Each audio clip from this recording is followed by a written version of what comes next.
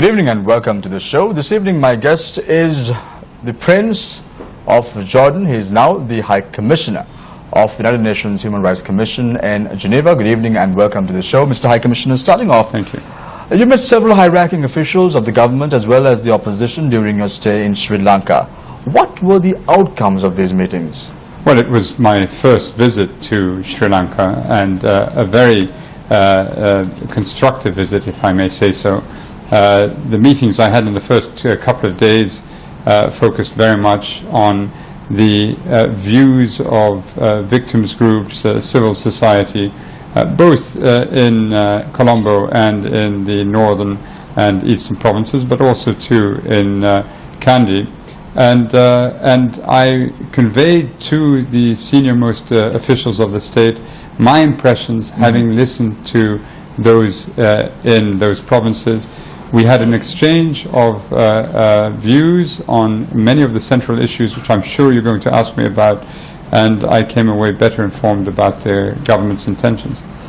President, in an interview to the BBC, Mr. High Commissioner said that international judges will not be included to investigate alleged war crimes in Sri Lanka, and then you had the Prime Minister saying that what was promised in Geneva will be delivered. Two schools of thought comes into play. Did you raise this issue up with the President and the Prime Minister when you met them? It was raised. It really didn't need to be, because I think they're aware of what the UN preference is. Ultimately, and we made clear to all our distinguished interlocutors, it is the victims who will decide whether enough is enough. And the victims from all communities, not one community or not one part of that community, it's all communities. And through this consultative process, which the government is and has declared its intention to pursue, we feel that the eventual position will emerge, that the government has stated its position, that it has no desire to bring in international participation, or that it would be open, is actually quite normal, in the sense that as you look at it in detailed form, you might have arrived at a different conclusion.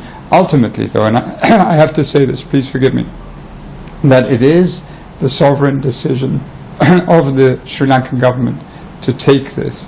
It's not for the UN to impose any decision. We make recommendations that we feel are well merited, and it's up to Sri Lanka. The Geneva resolution, Mr. High Commissioner, co-sponsored by Sri Lanka last October, demands for a hybrid court. How flexible is the High Commissioner's office regarding this proposal? We recommended a hybrid court, and the Human Rights Council endorsed the recommendation.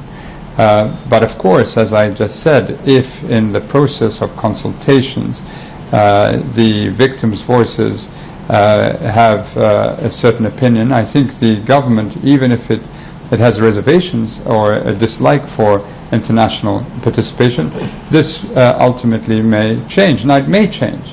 We don't know if it will or not, but it's normal that we have this discussion with the Sri Lankan government. Ms. High Commissioner, there is resistance in terms of including foreign judges in the judicial process of Sri Lanka to look into alleged war crimes in the island. Don't you believe the sovereignty, the unity, the independence, the territorial integrity of the country would be threatened by such a move? I don't believe so. I mean, in many parts of the world, you see foreign nationals occupy central positions within a state. I mean, you only have to look at the governor of the Bank of England, who is a Canadian national, and the Bank of England is one of the oldest central banks. In a world where countries are regularly seeking the support of international institutions and other countries, we didn't believe when we made that recommendation that it should be an inhibiting factor. The stand of the United Nations changed dramatically following the 8th of January polls last year, Mr. High Commissioner. What was the reason behind this? Is it because the UN and the international community disliked the Rajapaksa regime? It was not a matter of personal dislikes or personal feelings.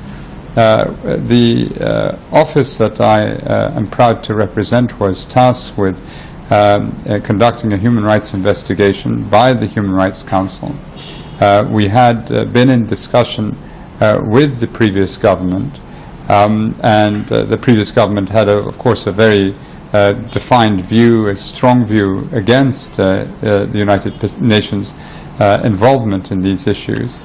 And with the new government, initially the position was not that different, but what we began to see from the President through his public utterances is that there was a shift away from the sort of tone and tenor that the previous government had in respect of reconciliation, in respect of dealing with the past, in respect of confronting the past. And this is very much in keeping with the view of my office, and over the course of the year, steadily, we've had more and more contacts, and it of course enabled my being able to visit Sri Lanka.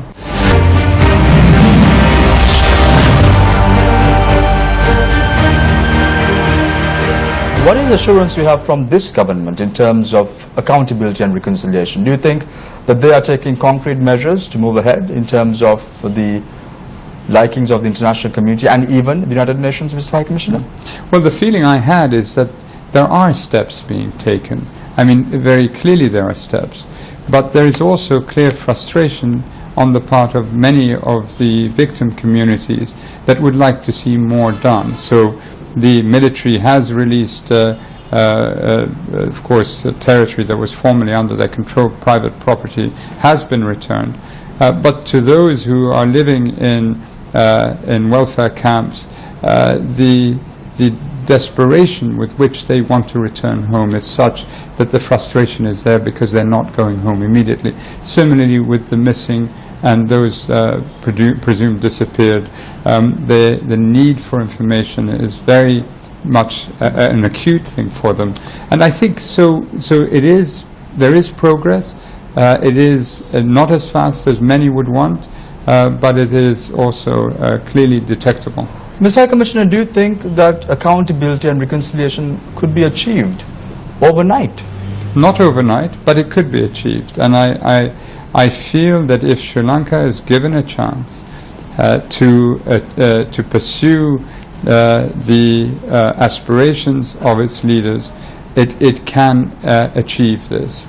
It is mightily difficult. Few countries are able to look back at the past and absorb the enormity of what has happened when things are not altogether glorious. I mean, Sri Lanka has a lot to be proud about, but I think clearly in our report there's a painful series of episodes that it has passed through, and a determination to examine it with a clear and unaffected view, I'd say politically, would be to the great benefit of Sri Lanka and to the international community. Let's take a look at South Africa, Mr. High Commissioner. Yes, sir. Even following the fall of the apartheid, still people are reeling from the wounds of the apartheid. Can you justify the fact that a 3-decade-long war, can everything be hunky-dory in a few years? Can that be accepted? I think you actually answered your own question. It's never easy to do, and if it were, many other countries would be following that sort of process. It's never easy to do. For instance, in many security services around the world that have emerged after dictatorships have lapsed, the muscle memory is still working. Even though the countries have changed, their new constitutions, new independent commissions, we still receive complaints that the security services are the same, operating the same as they had once done in dictatorships in those other countries.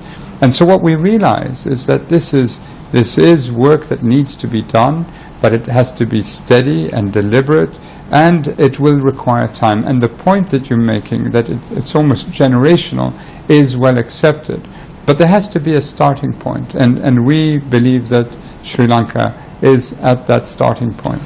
Most of the communication that have come out from the United Nations over the last few years, Mr. High Commissioner, in particular after the 2009, following the end of the conflict, majority of the blame has been placed on the security forces. Do you really believe so? Well, I think you probably interviewed my predecessor, and she was very clear and she was very blunt about the ruthlessness of the LTTE, which I repeated again today. And we have not hidden our gaze or shielded ourselves from the enormous suffering that this group has caused so many innocent people in Sri Lanka. So I don't believe that our views are partial in that sense at all. And I think we have, if read properly, you will see this in our report. Taking into account what you're saying right now, Mr. High Commissioner, there are many LTTE leaders still living in Sri Lanka and overseas as we speak right now. Why is not the UN demanding an investigation against them? Why are you not so enthusiastic about these men? But if you look at our report, all the questions that you're raising are more or less dealt with. We have said that there have been massive abuses committed by the LTTE. As I had said in the press conference, our investigation was a human rights investigation. In other words, we're looking at broad patterns.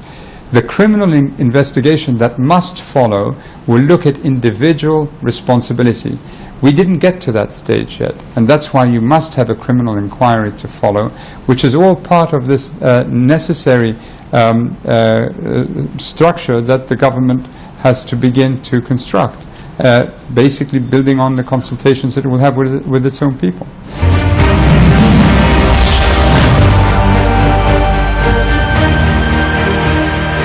Many human rights violations have been reported from Iraq, Afghanistan.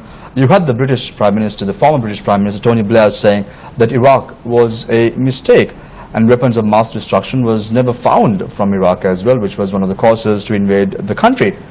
Why is that, Mr. High Commissioner, that powerful nations get away with a simple sorry and countries like Sri Lanka are on the spotlight? Well, you might have that impression. I can assure you, since I have become High Commissioner, and I ask you to just consult, the website that we have, you will see that I have, when I believe it's merited, I have spared no one from comments made by my office. We are not an international criminal court. I do not have prosecutorial powers. There are other institutions that will do that. What we do is we promote and defend, or we promote human rights. We call for those who violate human rights to be held accountable. There are other institutions which will determine individual responsibility. And that's my response to your question. Why all this, Mr. High Commissioner? 7 years following the end of the conflict, why are we opening the wounds that were left behind by the civil war in Sri Lanka?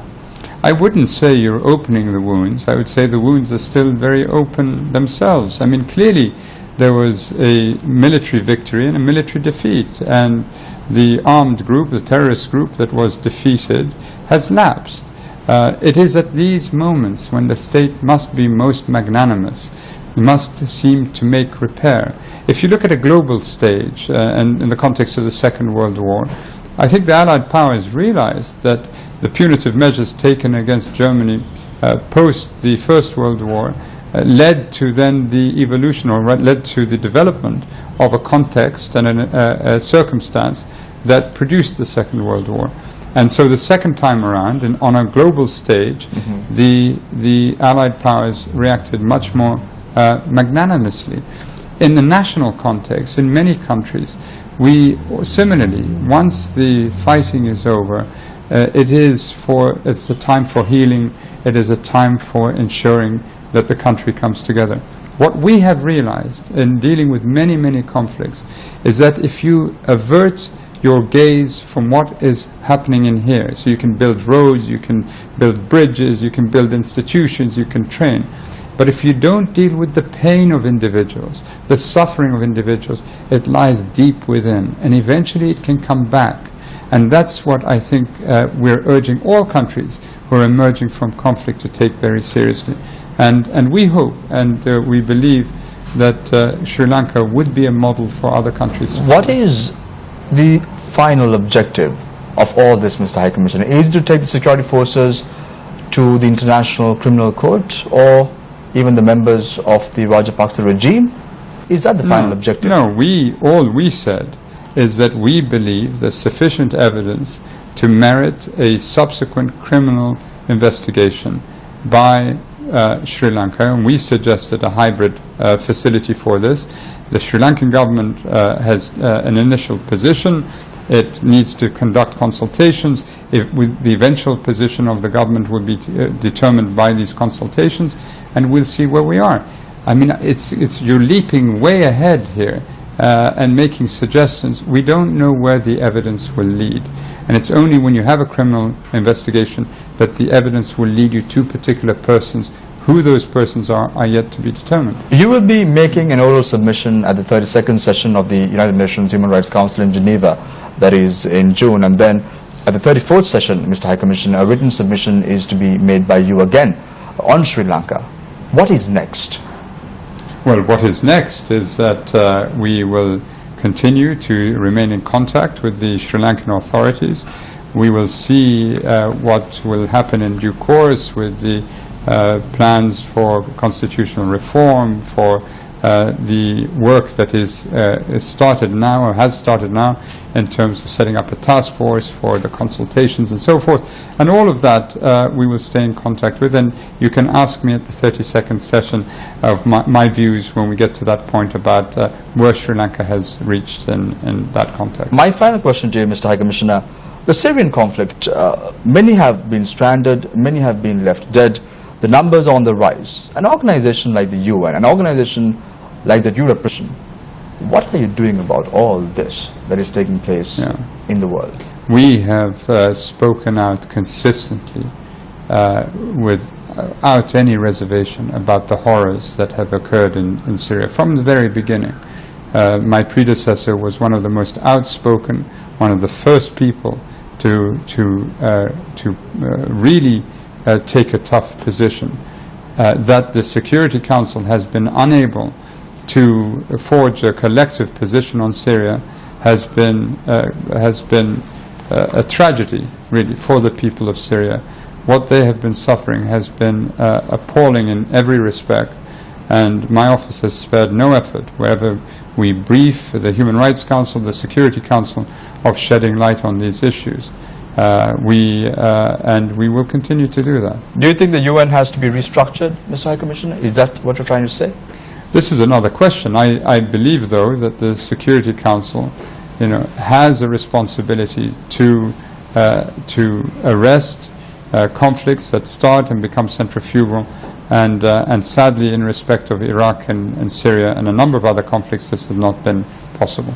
Thank you very much, Mr. High Commissioner. Thank you so much. For joining us this evening on our show. Thank you so much. This has been a much more friendly, cooperative and encouraging visit than the one my predecessor endured in August 2013, which, as you may recall, was marred by the vituperative attacks on her integrity simply because she addressed a number of burning human rights issues that any High Commissioner for Human Rights would have raised at the time. I am aware that some of the same people have given me a similar welcome.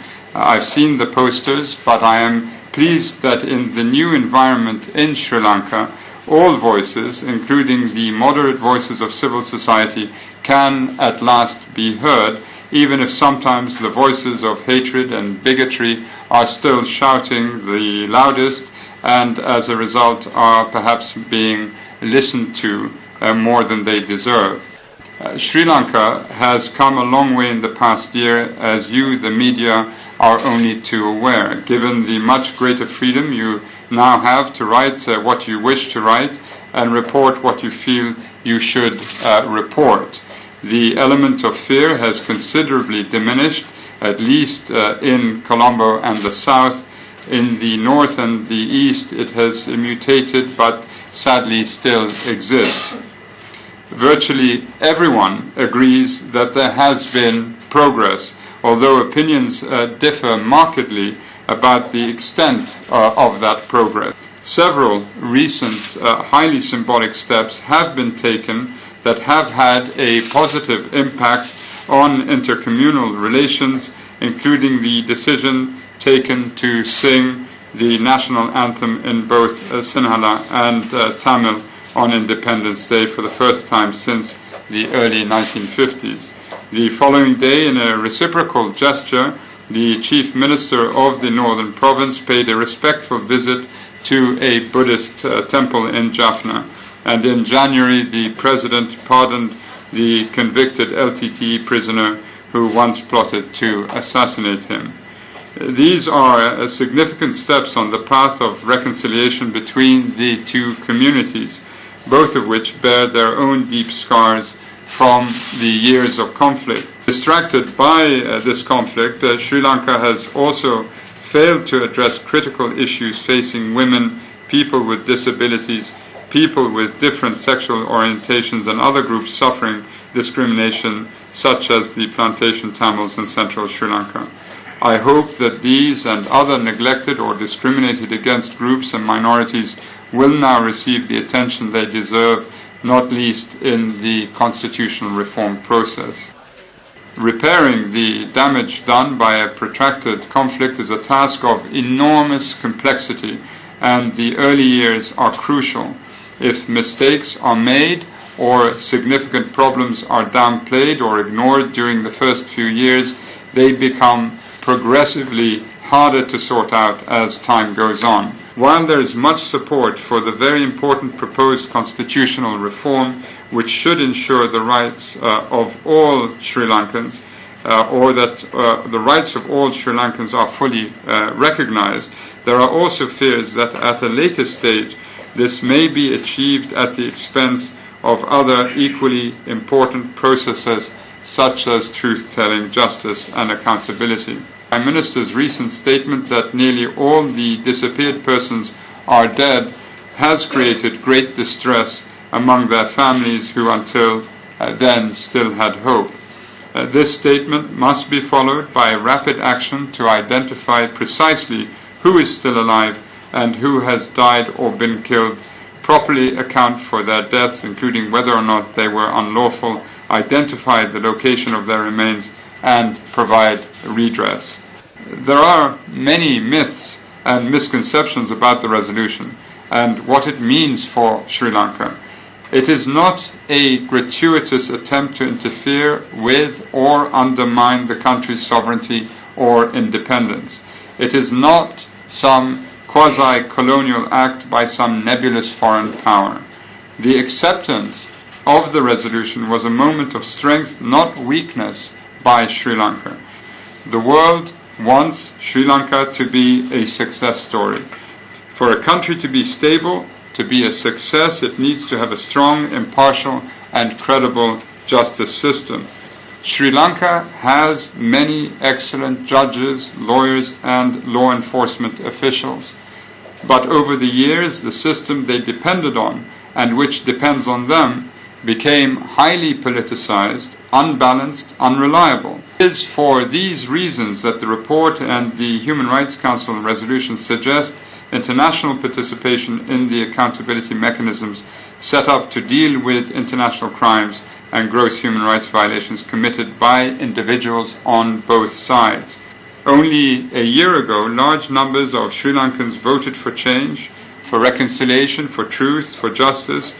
It would be a great shame if a minority of extreme voices on both sides who are bent on disruption are allowed or were allowed to prevail by creating fear where there should have been hope. Sri Lanka needs a serious debate about these very serious issues on which its future depends.